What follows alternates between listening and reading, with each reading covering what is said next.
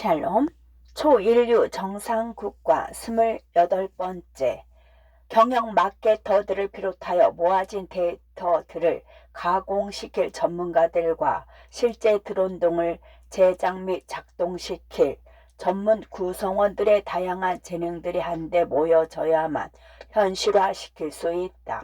이처럼 향후 정부가 풀어야 할 문제의 양상은 더욱 복잡하고 다양한 이해관계들과 연결될 수밖에 없기에 문제를 바라보는 기본적인 시각을 다차원적으로 설정하여 접근하는 것이야말로 미래 거버넌스의 핵심 역량이 될 것이다.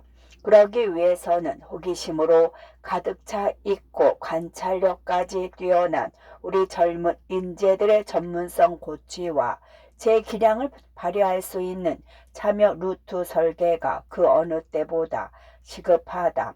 또한 이들의 정치 행정 프로젝트에 대한 보상 체계도 확실하게 정립시켜 적극적인 디지털 거버넌스에 대한 참여가 본인들의 스펙과 경제활동에도 도움된다는 것을 명확히 제시해 줄 필요가 있으며 이를 곧 인재뱅크를 비롯한 기성세대의 존중 등을 전제 조건으로 한다. 5번째, 글로벌 콜라보레이션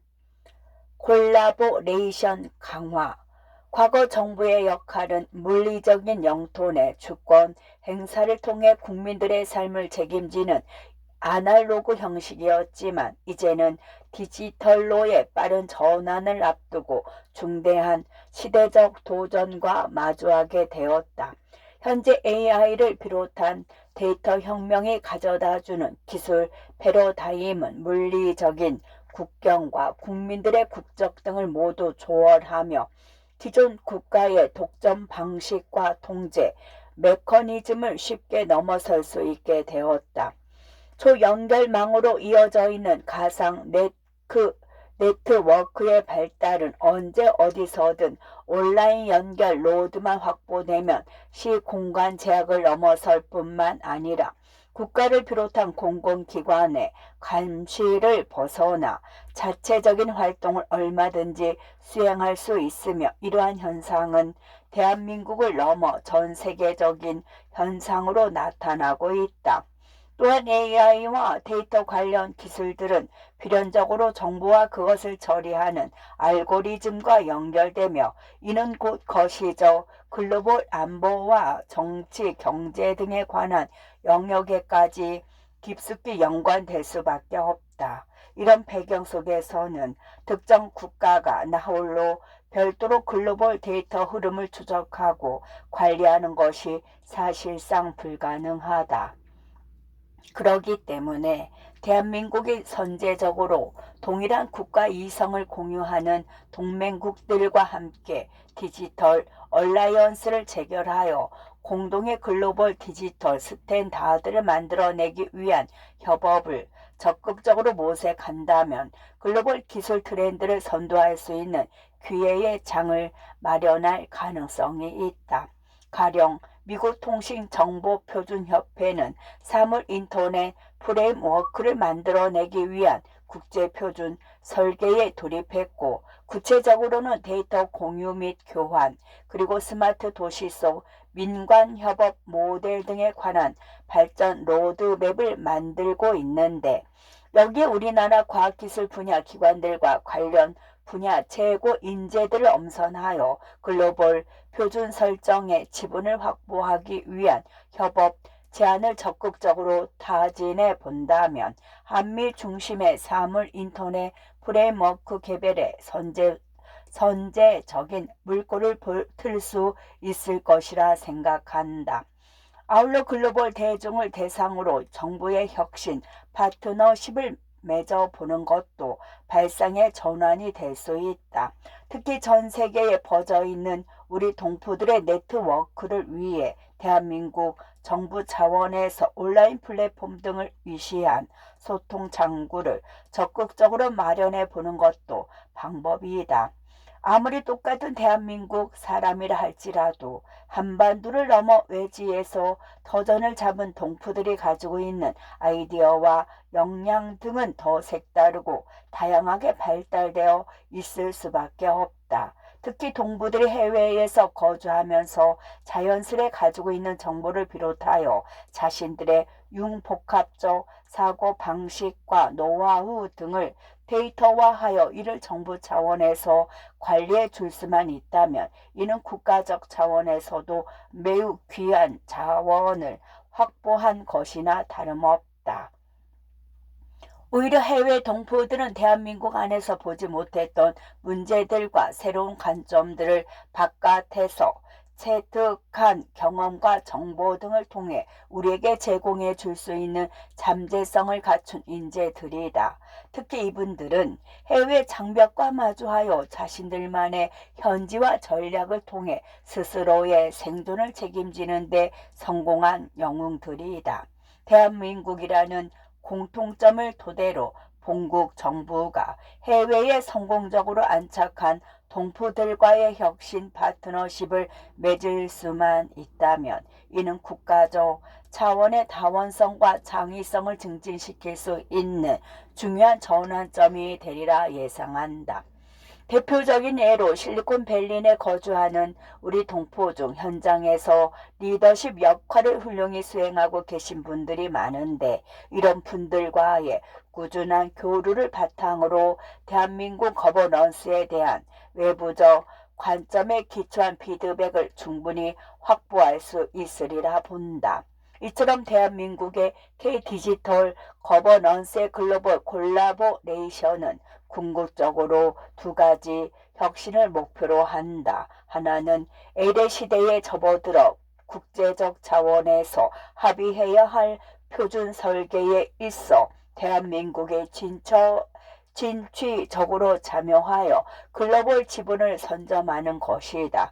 또 다른 확장 전략은 해외 동포 네트워크의 활성화를 통해 그분들의 핵심 역량을 데이터화시켜 이를 본국 경쟁력 강화로 이끌어내는 것이다. 여섯 번째, 스마트시티 거버넌스.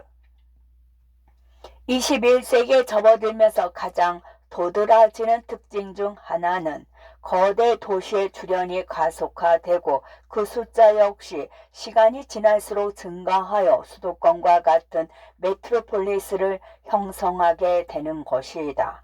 실제로 국가 경쟁력의 상징 자본 역시 미국의 워싱턴과 뉴욕, 중국의 베이징과 상하이, 일본의 도쿄와 오사카 등 모두 국내 내 주요 도시들을 중심으로 이미지가 설정되는 경우가 많다. 우리나라만 하더라도 싸이의 강남 스타일이 대한민국 서울에 대한 이미지를 세계적으로 완전히 탈바꿈시켰고 지금까지도 범 내려온다는 등을 비롯한 다양한 도시 콘텐츠들이 나타나며 세계인들의 이목을 끌고 있음을 확인해 볼 수 있다. 거버넌스 역시 도시를 중심으로 효율과 효과성 모두를 실현할 수 있는 미래기술 세팅의 필요성이 날로 대두되고 있으며 실제 도시 인프라와 관련된 혁신 실험들은 거의 대부분 글로벌 도시들을 무대로 이루어진다. 대한민국의 경우 역시 국가 인프라가 서울과 부산과 같은 양대 메트로폴리스를 중심으로 집중화되어 있으며 스마트시티로의 대전환을 앞두고 있는 상황이다. 개념적 차원에서 풀어 얘기하자면 스마트시티는 4차 산업혁명 시대에 혁신 기술들을 대거 도입하여 시민들의 삶의 질을 높이고 도시의 지속 가능성을 제고하며 새로운 산업을 육성하기 위한 플랫폼 등을 의미한다고 볼 수 있다. 한편 이러한 기술 흐름을 주도해야 할 주체는 다름 아닌 정부이며 이는 곧 미래 거버넌스 또한 스마트 체제로 탈바꿈되어야 함을 의미한다. 특히 민간 영역 내 기업들과 개인들이 자신들의 자유로운 역량을 마음껏 발휘할 수 있는 쾌적하고 스마트한 공간을 만들어주는 것이 정부의 책임이라 볼 수 있다. 이는 곧 스마트 시티들을 적극적으로 더욱 발굴해내어 대한민국 국가 전체를 하나의 메가로폴리스, 이른바 초거대 도시 국가로 변모시키는 과감한 조치와 연결시켜 볼 수 있다. 4차 산업혁명의 핵심 요소로는 기존의 정보통신 기술을 비롯하여 데이터 처리 등을 전담하는 알고리즘과 인공지능 등을 들 수 있다. 이러한 최신 기술들을 도시 인프라와 결합시켜 데이터 기반의 거버넌스를 완전히 안착시키게 된다면 기존 도시 내에서 발생했던 만성적인 교통, 주거, 환경 등의 삶의 질적 요소와 연결되는 문제들을 용이하게 해결할 수 있을 것이다. 이런 기술적 진보를 10분 활용하여 지방 주요 거점 도시들의 낙후된 디지털 인프라를 대폭적으로 개선시킨 후 국내 기타 핵심 도시들과의 연결 고리를 더욱 발전시켜 전국을 메갈로폴리스로 변화시키는 것도 하나의 거버넌스 혁신과 맞닿아 있을 수 있다. 실제로 코로나19 이후 원격 근무에 기초한 노동 패턴의 변화를 비롯하여 삶의 질을 중시하는 인식 변화로 인해 좀 더 쾌적한 지역으로 이주하는 움직임 또한 증가하고 있는 추세이다. 이러한 국민들의 변화된 인식에 부합하는 새로운 스마트 시티들을 정부가 주도하여 많이 등장시킬 수만 있다면 인구 재배치 효과는 물론이요, 그토록 정치적 구호로만 여겨졌던 국토균형 발전이란 이상 역시 동시다발적으로 실현될 수 있을 것이다. 에필로그 2021년 5월 5일부터 12일까지 미국에 다녀왔다. 이번 방미의 목적은 한미 동맹의 정상화와 현대화 그리고 우리 국민들이 혈맹인 미국을 통해 하루빨리 양질의 백신을 공급받는 것에 있었다. 미국의 문재인 정권에 대한 불신이 대한민국에 대한 불신이 되지 않도록 내가 할 수 있는 일을 하기 위해서였다. 문재인 정부 들어 얼마 되지 않아 한미 동맹이 약화되고 있다는 지적이 나오기 시작했다. 2018년 6월 15일 조선일보 사설은 북핵 폐기 흐려지는데 한미 동맹만 약화되고 있다고 보도한 바 있다. 그즈음 문화일보 사설은 한미 양국서 높아지는 동맹 불안 시급히 불식해야 한다고 주장하기도 했다. 한미 동맹이 심각하게 흔들리고 있는 것이다. 제1야당은 정부에 지속적으로 한미 동맹의 중요성을 역설하며 한미 동맹의 정상화를 촉구했지만 전혀 개선되지 않고 있다. 심지어 문재인 대통령은 2021년 1월 18일 청와대 준초관에서 열린 신년 기자회견에서 한미연합훈련 중단 문제를 필요하면 남북 군사 공동위를 통해 북한과 협의할 수 있다고 했다. 김정은이 노동당 대회에서 미국과의 합동 군사훈련을 중재해야 한다고 압박하는 데 대한 답변이다. 발언 내용이 알려지자 곧바로 적에게 양해 구하고 훈련한다는 이야기냐라는 등 지적이 쏟아졌다. 그간 우리 안보의 근간이 되었던 한미동맹이 심각하게 무너지고 있고 국내외 전문가들의 우려가 한계를 넘어가고 있는 상황이다. 나라도 나서서 미국 조야에 대한민국은 한미동맹을 높이 평가하고 있으며 동맹의 강화를 희망하고 있음을 알려야 했다. 그래서 방미를 준비하게 되었다. 지난 2021년 2월 초부터 일정을 준비했다. 명백한 다른 동기도 있었다. 코로나 백신이다. 코로나19가 발생한 지 1년이 넘었고 세 차례 대유행을 거치면서도 우리는 백신 대책이 미진했다. 코로나19 대책의 첫 번째는 유입 차단이었다. 나는 전부터 발병 원인 중국으로부터의 입국을 차단해야 한다고 주장했다. 그러나 문재인 정부는 그렇게 하지 않았다. 코로나가 번지면서 방역과 치료에 나섰다. 철저한 마스크 착용, 자주 손 씻기, 사회적 거리 두기 등 방역 조치로 코로나 관리가 어느 정도 되면서 그 방역을 자랑하기 시작했다. 그러나 정작 박수 받아야 할 이는 고통을 감수하면서 기꺼이 방역에 동참한 국민들과 헌신적인 의료진들이었다. 그럼에도 불구하고 이미 많은 피해자, 희생자가 발생하고 있었고 무엇보다도 게임 체인저인 백신이 필요했다. 그러나 정부는 백신의 필요성에 대해 코로나 발생 초기부터 건의했던 전문가들의 의견을 무시하고 백신 구입에는 소홀했다. 우리 정부가 백신 구매를 지체하고 있는 동안 영국은 2020년 5월 1일부터 백신 선구매 계약 체결에 들어갔고 7월부터는 미국, 이스라엘 등 많은 나라가 백신 선구매에 나섰다. 국민들의 항의가 빗발치자 정부는 그해 11월 27일 이에야 아스트라제네카 백신 선구매 계약을 체결했고 부작용 우려가 적은 백신으로는 그해 12월 31일에서야 모더나 선구매 계약을 체결했다. 이미 선구매한 나라들이 많으니 뒤늦게 나선 우리에게는 백신 공급이 늦어질 수밖에 없었던 것이다. 한때 우리나라 백신 접종 순위는 세계 100위권 밖으로 뒤처져 있기도 했다. 더욱이 어이가 없었던 것은 백신 확보는 그렇게 급하지 않다고 했던 김호란 교수를 방역위의 비서관으로 임명한 것이다.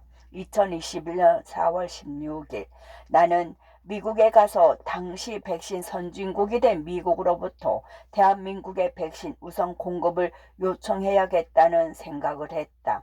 이런 목적을 가지고 방미 일정에 올랐다. 어게인 한미동맹, 정상화와 현대화.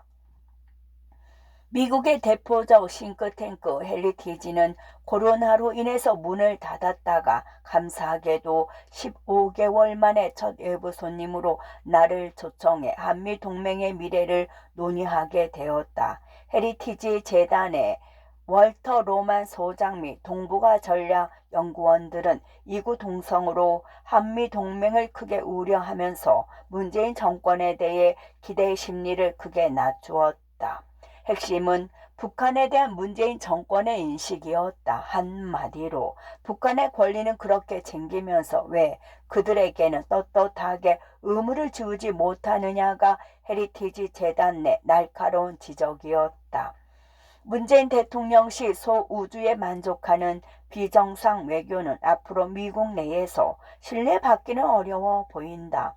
북한인식 대전환을 통해 새로운 개념 설계로 미래형 한미 동맹의 청사진을 혁신적으로 그려내야만 한다. 맹목적인 진영 논리에만 매몰된 20세기형 안보관은 한미 동맹을 남북 대치 상황으로만 바라보지만 실상은 우리의 안보는 더 넓고 다양하다. 북핵 문제 등과 관련된 안보가 중요하지만 이것만으로는 우리 안보가 전부 설명되지는 않는다. 현재 국민들이 고통을 겪는 코로나 백신 대란도 안보 문제이고 사이버 테러와 데이터 보안 이슈도 중요한 안보 이슈이다. 반도체 위기는 말할 것도 없다. 나는 미국을 방문하여 만나는 인사들마다 한미동맹의 정원에서 백신 문제에 접근해 줄 것을 요청했다. 미 국방부 마크 네퍼, 동아시아 태평양 담당 부차관보, NSC 간부들과 회동을 가졌다. 그들은 내가 제시한 한미동맹의 정상화와 동맹의 현대화에 대해 크게 공감했다. 앞으로 미국은 인도태평양 지역을 중심으로 자유민주주의 동맹 체제를 더욱 굳건히 할 계획이며 가장 강력한 동맹인 미일 관계에 이어 한국과 대만에도 깊은 관심을 가지고 있다고 밝혔다. 국가 간의 동맹은 유사한 가치와 철학을 공유해야만 흥행할 수 있다. 미국의 동맹국이자 상호방위 조약의 파트너인 대한민국은 북한의 완전한 비핵화와 인권 개선을 위해서라도 쿼드 플러스의 참여함을 보여줘야 한다. 물론 신중한 접근이 필요함을 안다. 그러나 근접 국가의 눈치를 보느라 포기할 수는 없다. 나는 특히 한미동맹 차원의 백신 공조에 대해서도 당부했고 네퍼는 이에 대해 긍정적으로 상부에 보고하겠다고 답했다. 미국의 전 국무장관이자 노벨 평화상 수상자인 외교 차르 헨리 키신저 박사와도 화상 통화를 했는데 현 한미 동맹 체계에 우려 섞인 목소리를 내면서도 나의 외교적 구상에 전적으로 동감한다며 때론 진중하게 고개를 끄덕이며 힘을 보태 주었다. CSIS 전략문제연구소와의 간담회는 존 헨리 CSIS 회장과 피터 차 선임 부회장, 스미테리 선임 연구원, 그리고 익숙한 얼굴인 마크 리퍼드 전 주한 미국 대사까지 함께했다. 나는 쿼드의 대한민국의 역할을 더욱 강화시킨 펜타 동맹으로의 발전이 필요함을 주장했고 단순히 안보 수준의 범위를 넘어 기후 문제, 코로나 팬데믹, 그리고 경제 혁신 등에 이르는 한미 동맹의 입체적인 확장이 그 어느 때보다 절실하다고 말했다. CSIS 존 헨리 회장의 우려는 명확했다. 북핵 문제 해법을 위한 명확하고 확실한 한미 공조와 로드맵이 제대로 서지 않고서는 우리의 미래와 한반도 전략은 길을 잃게 될 것이다. 이제는 모호함을 벗어던져 한미 양국이 확실한 가치 중심의 동맹을 강화시킬 필요가 있다.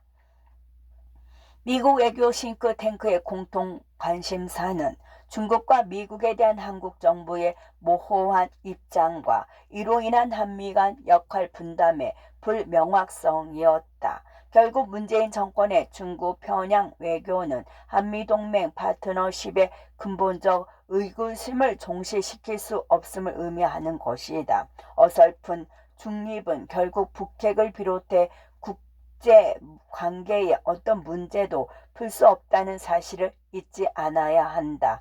또 무엇보다 동맹의 현대화가 시급하다. 한미 관계가 혈맹으로 맺어진 단순 안보에 그쳐서는 안 된다.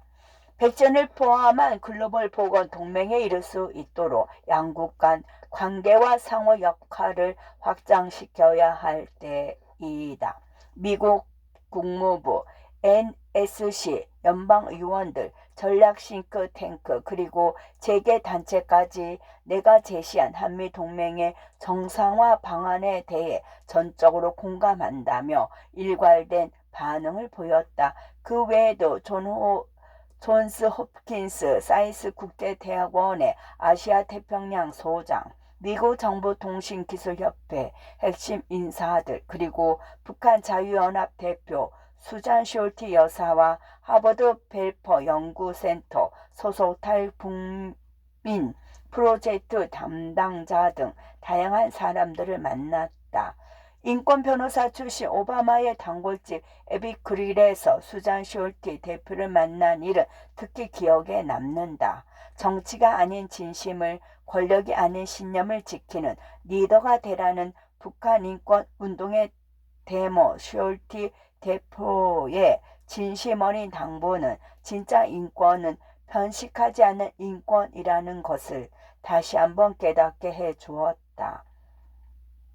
평생을 북한 인권을 위해 헌신해 온 숄티 대표의 가장 큰 궁금증은 인권 변호사 출신 문재인 대통령의 진심이었다. 숄티 대표는 일반 상식과는 괴리된 선택적 인권의식이 아닌 인권의식이 아닌 억압받고 고통받는 북한 주민을 위한 올바른 인식을 문 대통령이 갖추어야 한다며 3시간 동안 쉬지 않고 목소리를 높였다. 실제로 이분의 노력 덕분에 워싱턴 북한 자유주간이었던 지난 4월 28일에는 북한 인권에 관한 바이든 정부의 강력한 옹호와 북한의 그릇된 형태에 대한 성찰을 촉구하는 성명서가 발표되기도 하였다.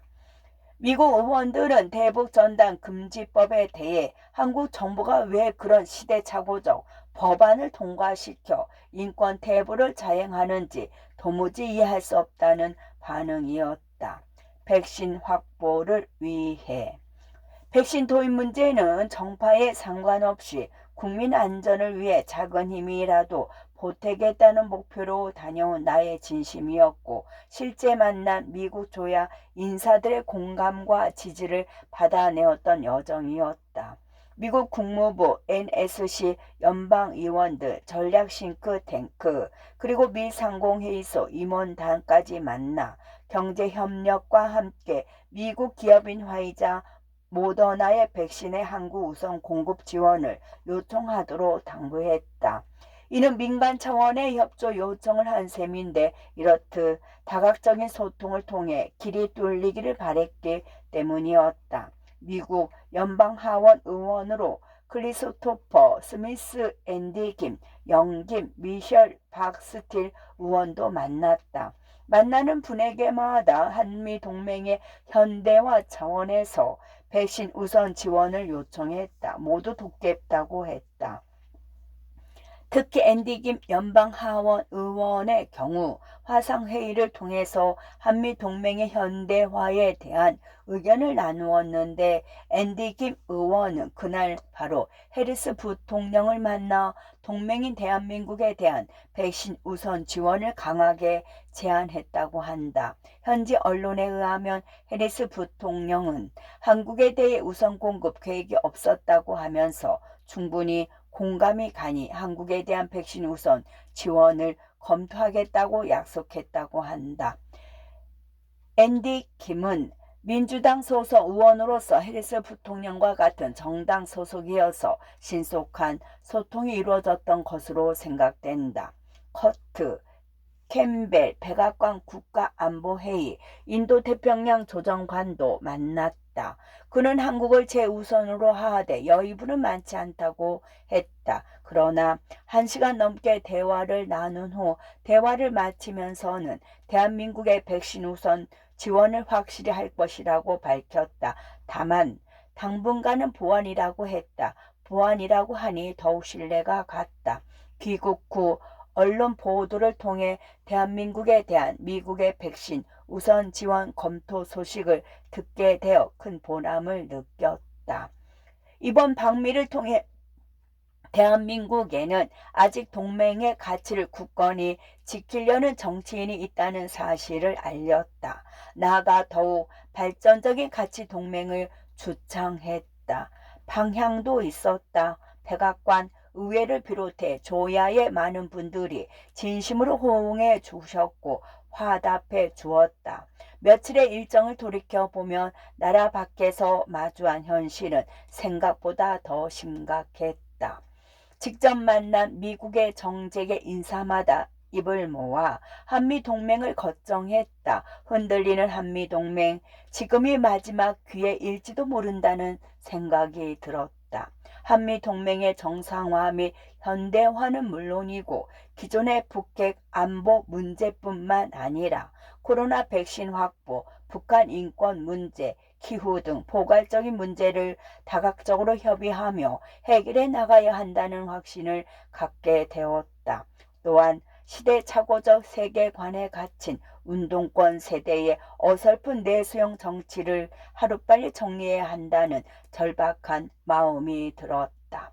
지금 우리는 글로벌 차원에서 자유주의적 국제 질서가 뿌리내릴 수 있는 다양한 협력이 필요하다. 팬데믹, 기후변화, 사이버, 핵 확산, 테러리즘, 재난재해, 빈곤 등 다양한 비전통적 위험 요소들에 국제사회와 공동 대응하고 동맹과 함께 민주주의와 인권 증진을 위한 노력을 함께 모색해야 한다.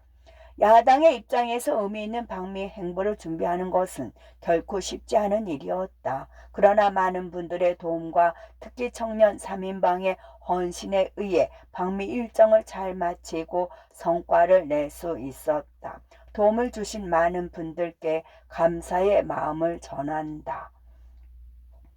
변화를 두려워하지 말고. 암호화폐 광풍으로 혼란스럽던 어느 날 나는 페이스북에 다음과 같은 글을 올렸다. 암호화폐 변화를 두려워하지 말고 미래를 주도합시다. 암호화폐 투자는 위험성이 존재합니다.